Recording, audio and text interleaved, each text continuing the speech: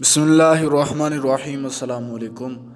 ایک دفعہ حضرت ام حبیبہ اور ام سلمہ رضی اللہ تعالی عنہما دونوں نے ایک کلیسا کا ذکر کیا جسے انہوں نے حبشہ میں دیکھا تو اس میں مورتی تصویریں دیکھیں۔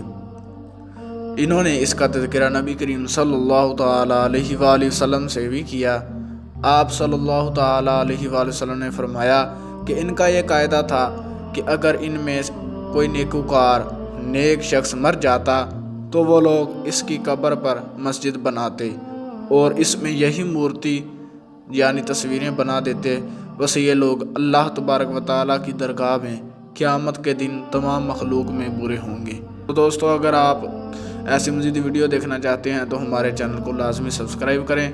ملتے ہیں اگلی ویڈیو میں، تب تک کے لیے اللہ حافظ۔